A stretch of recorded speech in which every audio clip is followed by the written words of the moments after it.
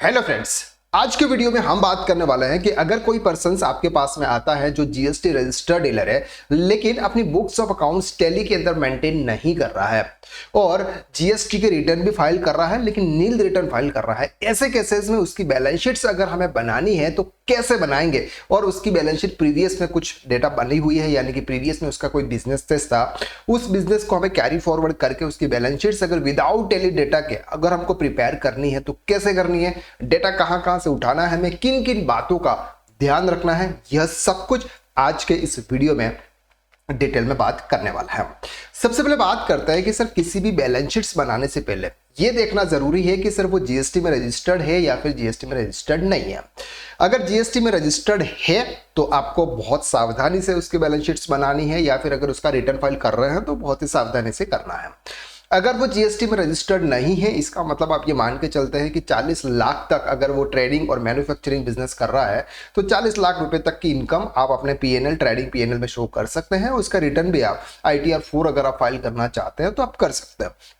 लेकिन अगर कोई पर्सन जीएसटी में रजिस्टर्ड है, उसने जीएसटी में रजिस्ट्रेशन ले रखा है, जीएसटी के रिटर्न फाइल कर रहा है, उसमें वो नील रिटर्न फाइल कर रहा है, तो वह आपको कहां से चेक करना है। सर कोई भी पर्सन अगर आपके पास में आता है, क्योंकि ऑनलाइन प्लेटफॉर्म है, ऑनलाइन प्लेटफॉर्म के थ्रू बहुत अलग अलग पर्सन आपके पास में काम के लिए अगर आ सकते हैं और वो बोलते हैं कि सर मेरे को बैलेंस शीट प्रिपेयर करनी है। हमारे पास में इस तरह से एक क्लाइंट आया, उन्होंने बताया कि सर मुझे 22-23 की मुझे बैलेंस शीट्स बनवानी है, क्या आप बना दोगे? हमने बोला यस।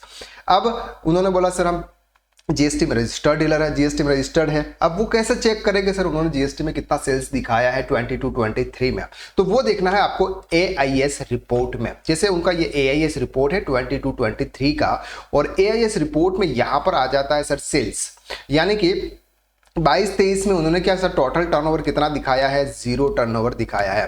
टैक्सेबल टर्नओवर उनका कितना है? 0 है। इसका मतलब ये होता है कि सर ट्रेडिंग अकाउंट्स के अंदर जब आप सेल्स शो करेंगे वहां पर आपको 0 शो करना है, कोई भी अमाउंट आपको वहां पर एंटर नहीं करना है, क्योंकि वो जीएसटी में रजिस्टर्ड है, उनका एक ही बिजनेस है।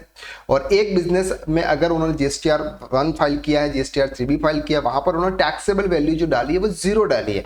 तो फिर आपके पीएनएल के अंदर ट्रेडिंग अकाउंट्स के अंदर जब आप सेल्स का फिगर डालने जाओगे तो वहां पर भी आपका 0 फिगर ही आएगा। क्यों? क्योंकि वो जीएसटी में रजिस्टर्ड है। अगर जीएसटी में रजिस्टर्ड नहीं होते तो आपको कोई भी फिगर आप अपने हिसाब से आप डाल सकते थे, चाहे कैश में चाहे बैंक में अगर आया होता तो बैंक को देख के आप वहां पर इंटर कर सकते थे। लेकिन यहां पर जीएसटी में रजिस्टर्ड है, उन्होंने जीएसटी के रिटर्न फाइल किए हुए हैं, जीएसटी के रिटर्न उन्होंने नील फाइल किए हुए हैं, इसलिए जब आप उनका यहां पर sales figure for example enter करोगे तो आपको 0 करना होगा। अब जब आप सेल्स फिगर आप 0 करोगे तो यहां पर उनके जो परचेजेस होंगे वो भी आपको 0 करने होंगे, यानी कि वो परचेज भी उन्होंने नहीं किया होगा। अब सर उनकी ये प्रीवियस की बैलेंस शीट है, प्रीवियस की बैलेंस शीट में टोटल सेल्स उन्होंने 2,80,35,600 2020-21 में उन्होंने शो किया था। 21-22 की बैलेंस शीट हमारे पास में मिसिंग है। हमारे पास में बैलेंस शीट बनानी है हमको 22-23 की, तो 22-23 का यहाँ पर उनका कोई क्लोजिंग स्टॉक नहीं है, इसलिए ओपनिंग क्लोजिंग स्टॉक भी बिल्कुल भी नहीं आएगा। तो सेल्स का फिगर तो आपको यहाँ पर क्या लेना है? 0 लेना है। इसके बाद में कुछ परचेजेस और कुछ ग्रॉस प्रॉफिट्स आपके यहाँ पर आ जाते हैं। अगर आप नॉन रजिस्टर्ड डीलर की अगर आप बैलेंस शीट ट्रेडिंग पीएनएल बना रहे हैं तो यहाँ अपने हिसाब से वो फिगर आउट कर सकते हैं, प्रॉफिट भी अपने हिसाब से आप रख सकते हैं। बाकी चार्जेस क्या लगते हैं? Sir accounting charges, electricity expenses, wages, rent, internet, conveyance, depreciation, printing, salary, staff, office tender, ये कुछ नॉर्मल एक्सपेंसेस होते हैं जो एवरी बिजनेसेस के अंदर होते हैं। ये एक्सपेंसेस आप यहाँ पर डेबिट करके कुछ भी अमाउंट इंटर कर सकते हैं यहाँ पर, और एक नेट प्रॉफिट आप ला सकते हैं। क्लियर? अब ये बैलेंस शीट्स फॉर एग्जाम्पल हमने ये balance sheet as a normally prepare की थी, सुमित भाई मेघनानी करके थे, उनके श्री आनंद क्रिएशंस का ये बैलेंस शीट हमने बनाई थी। और यहाँ पर भी हमने सेल्स भी इंटर किया था 9,16,450।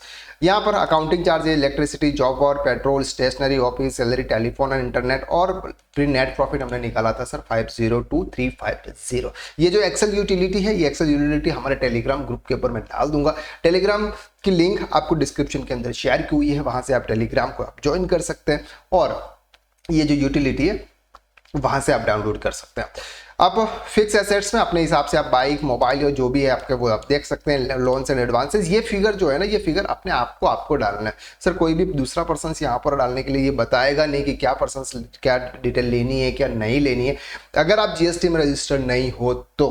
और अगर आप जीएसटी में रजिस्टर्ड हो तो यहाँ पर जो सेल्स फिगर आएगा ये जीरो आएगा। अब उन्होंने सर यहाँ पर सेल्स फिगर तो जीरो आ गया, लेकिन यहाँ पर उन्होंने कुछ और अदर इनकम्स उनकी हुई है, जैसे फॉर एग्जांपल यहाँ पर सेक्शन 194C के अंदर उनका टीडीएस कटा हुआ है, ये टीडीएस डिडक्ट हुआ है, ये इनकी वैल्यू है, तो ये उनके अदर इनकम में आप ले सकते हैं। अदरवाइज मेन सेल्स है वो तो आप ले नहीं सकते, लेकिन अदर इनकम्स में ये 26,73,400 रुपीज़ उन्होंने ले सकते हैं, सेक्शन 194C के थ्रू उन्होंने ले रखा है। बाकी ये इंटरेस्ट का फिगर आपको यहाँ पर आएगा, तो अदर इनकम में आप उसका इंटरेस्ट भी, इंटरेस्ट फ्रॉम डिपॉजिट या इंटरेस्ट फ्रॉम सेविंग अकाउंट्स, ये आप इंटर कर सकते हैं।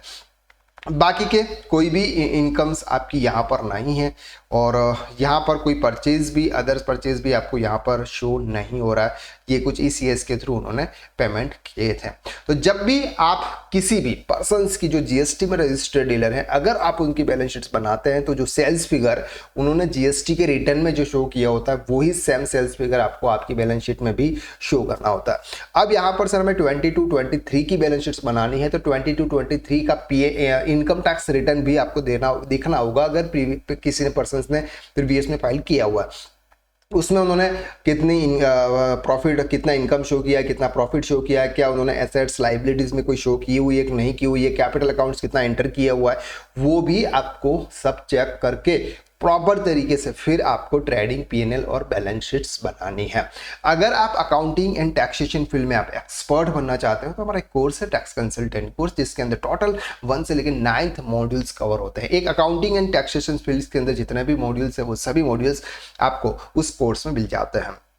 कोर्स की वैलिडिटी के हिसाब से प्राइस है, सबसे मिनिमम प्राइस है ऑल ओवर इंडिया के अंदर, और सबसे बेस्ट कंटेंट आपको इस कोर्स में मिलने वाला है। इस कोर्स की लिंक आपको डिस्क्रिप्शन में शेयर की हुई है, वहां पर जाकर आप इजीली तरीके से देख सकते हैं। और अगर आप ज्वाइन करना चाहते हैं तो अलग अलग वैलिडिटी के हिसाब से आप उस कोर्स को ज्वाइन कर सकते हैं। तो आज के लिए बस इतना, नेक्स्ट वीडियो में हम फिर मुलाकात करेंगे, तब तक के लिए थैंक यू सो मच।